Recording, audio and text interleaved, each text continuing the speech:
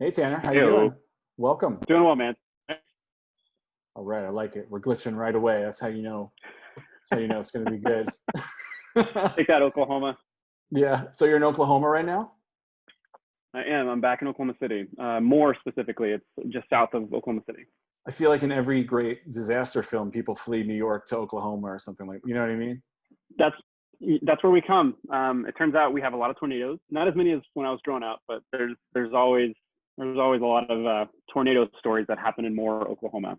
So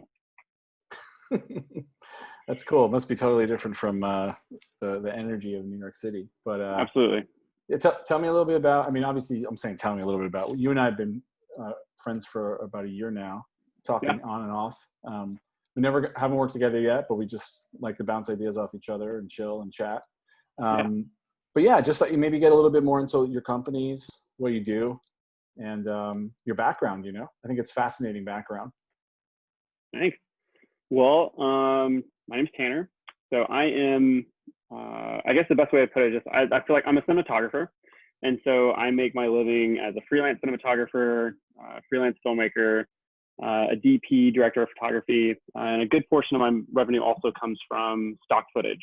So I make 2020 is kind of a hot mess, but right now I'm making about 20 to 30% of my revenue for the year via stock footage, and licensing fees through the company that represents me, Film Supply.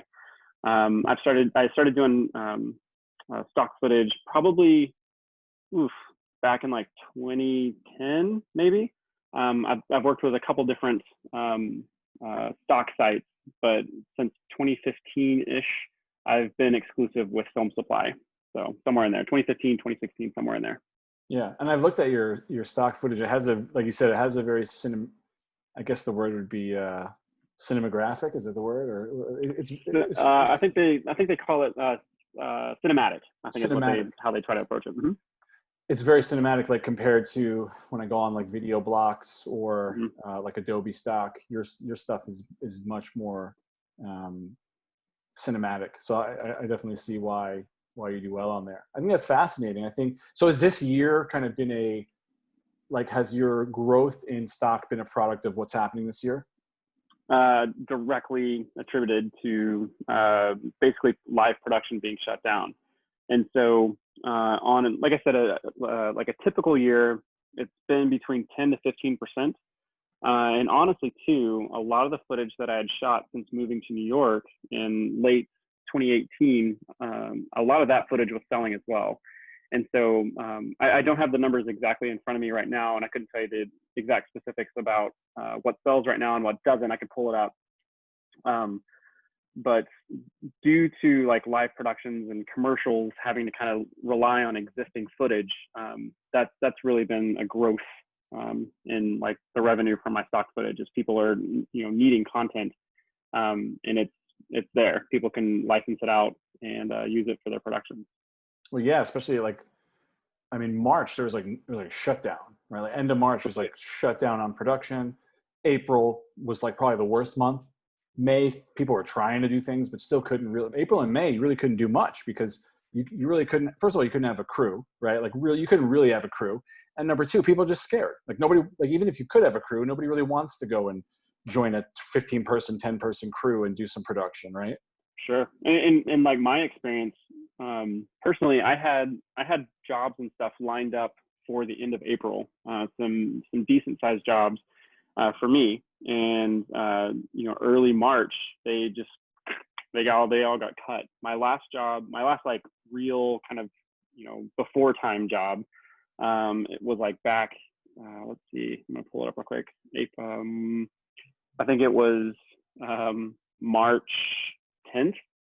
I think March 10th was my last like legit job because everything else was basically kind of shutting down. And then that Friday the 13th was really kind of like the last normal day on Earth, in my opinion, which is pretty dramatic, but that's just kind of how I'm going to remember it for the rest of my life. Yeah, Friday the 13th now has a new meaning for you, I guess. Or at least now. So. Wow, man. So you've been through a lot this year. I don't want to say you've been through a lot because there's probably people out there who've been through more than both. But you have been through a little bit. You definitely it was definitely a learning experience for you, right? As as a cinematographer? You know, I know you work heavily. Do you still do editing and production as well? And I do some. Most, like I said, I'm a spreadsheet guy. Actually, I'm gonna pull it up so I don't sound like an idiot. But I know specifically on how much money comes through like what means. And so the vast majority of my revenue is as a shooter. And so basically operating a camera or being a DP or whatever, you know, is associated with that. But this year for sure, like that's definitely shifting just because of live production being down. So it is what it is. I mean, it's just kind of like we're all trying to adjust and figure out what's happening right now and, you know, how to keep paying bills and take care of responsibilities and families. And, you know, we ended up moving, we left New York City at the end of May. And we've been back in Oklahoma, like I said, the end of May. And so trying to figure it out. Like I had a job here I guess it was last weekend. And then this past weekend was the Trump event, like like Juneteenth. Today's the 22nd. And so Friday was Juneteenth, and you know the whole Trump rally that was supposed to happen originally on the 19th, and then they ended up pushing it to the 20th. And so Friday and Saturday I was in Tulsa, about an hour and a half from where I lived or where I'm living, with my wife and kids and at my parents' house.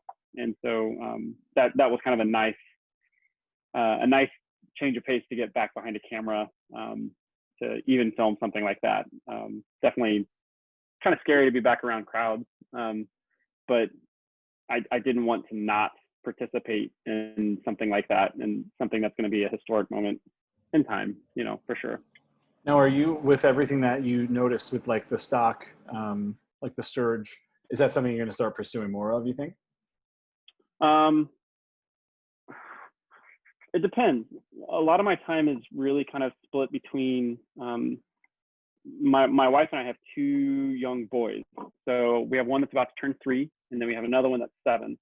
And so she's a teacher, and she's carrying the lion's share of you know, schooling and stuff for the boys. That was a major part of us leaving New York and coming to Oklahoma City again, just because there was more space and more support.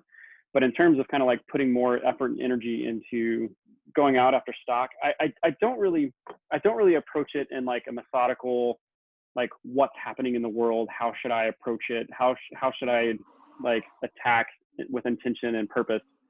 I probably could do a better job at that, but really the way I approach stock footage is more of like what's interesting to me, what am I wanting to actually shoot, and is there a way that I can you know, get someone to pay for something that I'm interested in. And so there's a couple different ways that I've approached it in the past. But for right now, when, you know, paid work is absolutely nil or close to nil, I'm just kind of, you know, doing what I can. Yeah. Have you thought about like things like Unity or Unreal Engine, like where you get more, maybe you take some of your skill, you know, you're obviously a visualist, you know, like you take your talent and your skill and you start applying that more to maybe like gaming or animation or 3D or VR. Like, has that crossed your mind? I've definitely read up on it, and I have followed it from afar. I am not in a position to where something like that is a reality, in terms of like, I've definitely seen some of the Unreal Engine stuff and some of the like motion tracking that's not in camera, but basically how the background moves in concert with how the camera's positioned. I have read up on that, and I do know some of the things that are happening in that world, but it's not something that's accessible in the least in my stuff. I do know some guys that are kind of building up their knowledge on like things like Blender. I think it's called Blender, and so being able to kind of do some 3D animation with some like free software. That's some cool stuff that, you know, a lot of directors and people that I follow are kind of brushing up on. But dude, if I can keep the boys from burning down the house and keep married, like seriously, like that's consuming just about everything I am and all that. So I like it. Go ahead. I was gonna say it's a very real answer. Like, you know what I mean? Yeah. Like, it's like at the end of the day, you could be the greatest video producer in the world, but you got to take care of your family, you know? Yeah. I can't do the things that I want to do unless like I am able to put, you know, I don't even know how people are doing it, to be honest. Like we follow stuff that are like the New York Times parenting account on Instagram. Like I love seeing some of like the silly things that people are posting about, like, I actually got my kid to brush their teeth today, and that is a victory, you know. And like in our world, it's like, my kid didn't poop his pants more than once today. That's awesome, you know. And so like the other guys that I see they're posting, it's like, man, I've already read like 25 books and watched all the Criterion collection, and I'm learning French. You know, I'm like, good for you, dude. Like, way to go. You know, way to be a hero. Like the rest of us are sitting here trying to like not kill each other, you know. So like, this is such an uneven playing field, and it's such a, like, everyone is dealing with this, with the current situation, like in their own way. It's not like I gave up on feeling bad that I wasn't being productive like a week in, because it was just kind of like, no, like, you guys can brag about how busy and productive you've been. It's like, I'm making bread and like cooking for my family and doing the dishes and like trying to like not, you know, die of a panic attack, and you know, Yeah. you know, so it's like, Yeah. I wish I was being more productive, but like, you know, I think we're all just doing the best we can. And Sure. I think that's, you know, like I've done a lot of, my background is kind of like going back, like my formal education is in theology. And so that was something I wanted to do. I wanted to be a pastor of a church. And that was really kind of what I felt I was going to be doing for the rest of my life. Mm-hmm. I ended up finishing school, and I was a musician and kind of a creative in that world. I was a pastor for a little bit and hated it. You know, it just like, it wasn't for me. It just wasn't what I was supposed to be doing. I went back to grad school to be a therapist. And because again, I was just kind of like, you know, I've always been interested in like trying to be helpful and like trying to guide people through difficult times. And I did some of that grad degree, and I was just like, I love the content. I just don't want to do the thing. Like I've always, like, that whole time I had started shooting video when I was in like, I'd always been into kind of photography, and cameras weren't super accessible until I was like right at the end of college. So that was like 2004. I graduated in 2004. And the first camera I was able to actually put my hands on and like run around and shoot stuff with was a buddy of mine. And I was hooked like instantly. And like, but I didn't know if you could make a living doing that. Like, I'm sure people were, but like, I didn't go to school for that. And I didn't want to just be like a camera operator for like a news station. And that was kind of like the scope of what, you know, my world was at the time, is like, oh, if you're going to run a camera, you're going to just go work in news. And that wasn't specifically what I wanted to do. And so, but as I went through grad school and was paying those bills for grad school and like doing more camera work and actually getting paid to do that, I was like, I don't really want to do therapy. So all that to be said, I don't know really where I was going with all this. But that background has definitely shaped the kind of work that I do and kind of how I approach work.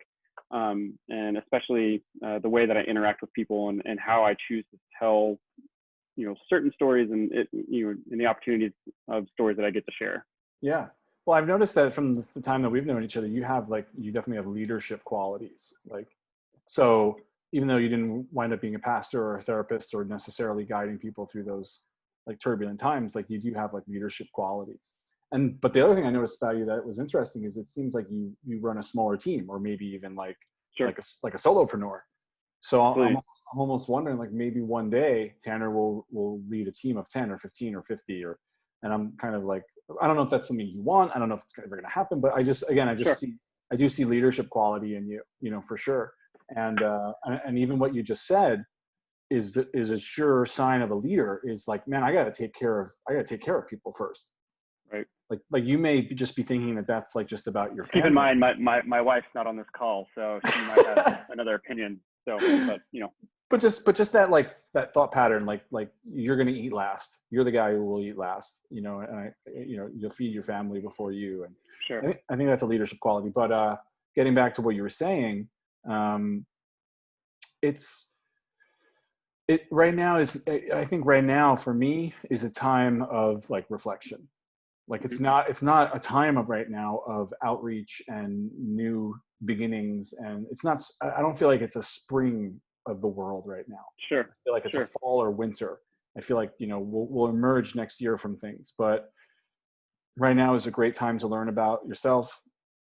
And honestly, like you don't have to be productive right now. Like you can just take time to get back to the basics, like you said, like cook some more meals, take it easy a little bit. Like we've built a world where, everyone is just like busy getting to the next ladder rung, but not taking the time to like just enjoy like walking outside and the sun hitting your face. Like, right. Like that's a moment in time that, you can't get back, and just enjoy that it's a nice day. Just enjoy that your kid smiled today and was happy, and maybe you got to watch a movie with them. I get where you're coming from, and I love the idea of this podcast because there's going to be so much diversity in it. And I think it's cool to just set it off with this episode where it's more like, this is real life. Like I'm a cinematographer. I'm a video production person. Yes, I do that. And that's what I love to do. But I'm also a dad, I'm also a husband. I'm also the leader of a household, and, or a co-leader of a household. So fascinating to me. What do you think about where video is going now? Like, what do you think, like, what are some of your insights into maybe some next steps over the next year or two, as far as video? I saw some guys, I know some guys that are doing some like remote production. And so the whole, like doing the work that I do, like I do a lot of like one-man band type stuff, where I get to kind of be, in and out wherever, and like I'm assigned a thing and I go do the thing, and like whatever. But then there's also situations where I'm on a team, whether I'm leading a team or like a team member, or I'm supporting someone else's vision a lot of the time. And so right now, like we can't do things in the same way. And that, in like, if I'm working with a camera assistant, it's like, that's typically in my experience, that's definitely been like a close situation, right? Or if I'm working with a talent, if I'm interviewing someone, if I'm doing a lot of news stuff, like I'm directly interacting with the person, I'm pretty close to the person. And so right now you're seeing a lot of the stuff that's like remote production, where basically you hire some equipment, someone brings it to wherever, they put it down, they set it down, they walk away, and the talent is actually just like pushing the button, or like someone else is coming in and pushing a button to record. And so like that makes me sick to my stomach, because it's like I'm entirely sick of like Zoom like looks, like I'm ready for this to die and go away. I think like a lot of people, but that's just kind of the world that we live in right now. And then it's just kind of this is what's happening. I don't really, I'm never going to call myself a futurist. I'm never like going to look at something and be like, oh, this is the direction things are going. I know, like I'm terrible at that game, like absolutely terrible. Like if anyone's asking me for like insights on like where video production is going in the future, like you're wasting your time if you want to talk to me. I'm just kind of one of the guys that's like, oh, that's really cool. That's really interesting. I'm interested in that. I'm going to go film that. And I'm going to like process whatever curiosity I have in filming the thing, and then like editing the thing and spending all the time like looking at it for hours and hours and hours, and like processing it mentally, and then trying to share it, with whoever is going to watch. And so like I can't really, like I said, like landing the plane, I can't really like address where things are going necessarily. I wish I could, that I think that would be be helpful, but I have no idea. Like I really don't. Like I think you kind of did address it with kind of with what's going on with your stock business. I mean, that to me is a future of video. It's not the only one, but right. I think at least for the next 12 to 24 months, we will see a rise in two things: stock, like the accessing stock footage, where it's applicable and can be used. I think that's great. I think it's great because it helps video production and editors, and it helps them make a little side income. I think there's nothing wrong with that. Custom shoots are expensive. You know the prices. We bill out 50, 80 grand for a, a commercial. And it's just not possible right now. I think the second thing that we're going to see a rise in is repurposing right now. Right now, that's something that will probably be a little bit more short-lived. Yeah. But how can we take, something we shot and remix that or repurpose that for VR or repurpose that for, a different type of experience? Because we spent money on it already, whether that's VR, interactive video, augmented reality, mixed realities. I don't know, but like the idea is taking that, something that was already spent on and figuring out a way to repurpose that, and reuse that somehow. I think a direct example of that, I had shot a personal project, just like simple, like, hey, you want to go do this thing? And we were in the city. I wasn't living in the city at the time. This was like summer of 2017. And a friend of mine and I was in town for another thing, and like I had a free night, and she and I went out like Lower East Side and just like shot from like, we found interesting light. We had zero plans. It was basically like, I want you just to like put on a set of headphones and we're going to go dance. Like, it's just fun, like no pressure. Let's just make a thing. We got some good light, and I ended up cutting the project together, and it was fun and all that stuff. And like, the usual 15 people that follow me saw it. And then come March of this year, I ended up getting this like solid check from my licensing, from my film licensing. And a group in like Denmark or Sweden had purchased a couple of the clips and had repurposed, all that footage into an advertisement for gum, right? So like a chewing gum ad. Yeah. And like it paid March, April's rent. It paid one of those months worth of rent. And like, wow, that's great. That was fantastic, And so like exactly what you're saying in terms of like repurposing stuff. Like I had no intention for that kind of stuff to go that direction.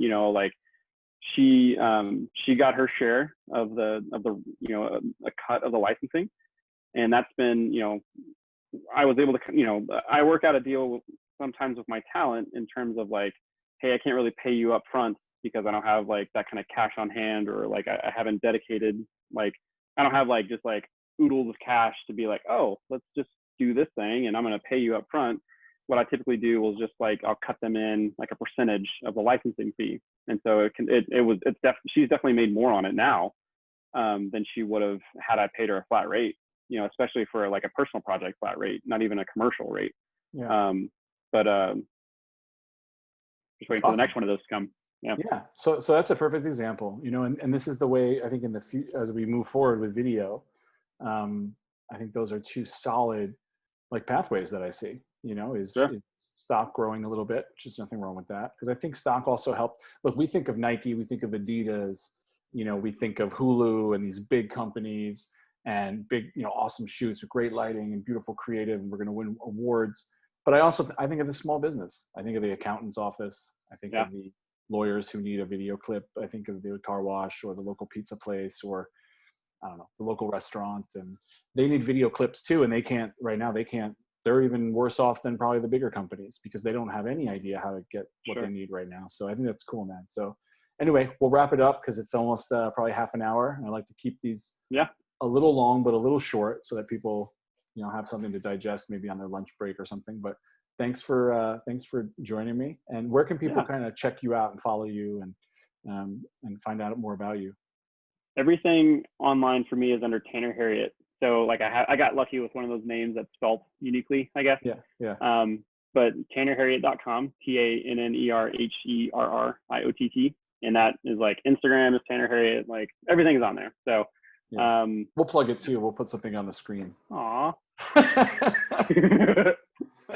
We'll get you a plug. Don't worry. Hey-o. All right, cool, man. So look, I look forward to the next time we chat. And hopefully we'll see you. You'll be back in New York at some point, or I'll come to Oklahoma. Come out to Oklahoma, and we'll hit up a New York like crazy. Barrel. I know. Cracker Barrels. No Cracker Barrel. I can only imagine that going from New York to Oklahoma must be quite a reverse culture shock or something. Like it must be like a real slowdown. But I think it's one of those. How you're spoiled in New York when you get back to where you came from. And you're bummed because you can't find fresh mozzarella. I am a food guy, so it's like I couldn't find fresh mozzarella in the bread place that was right down the street. Like, yeah, it's just not. It's like that scene. But I'm not paying crazy rent, so like, it's like the end of trade-off. Goodfellas when he's like, I got what does he say? He's like, I got cold noodles and marinara sauce or something like that. I feel for you, man. Well, listen, maybe I'll FedEx you something overnight if you ask me. Hey, well, that'll work. Yeah, we'll just get some fresh stuff and all that. Stuff. You can send me like a rat from the train, a little bit of that electrical oil smell that comes off the subway every time, and then I can cut some sand with some like broken shells in it, so I can cut my feet. That'll be good. And I'll send you like a tornado. Send me what is it? I think it was like 600 miles of darkness on the I-40. That's like the thing I always remember about Oklahoma. You can see the stars here at night. I know. That is something special though. That's nice. Enjoy. The sunsets are pretty good here. New York has good sunsets too, but yeah, man. Nah, nothing beats the West, the Midwest for sunsets. Well, thanks for joining. Another good convo, and we'll talk to you soon, man. Cool. Thanks, dude. All right, man. Talk to you soon.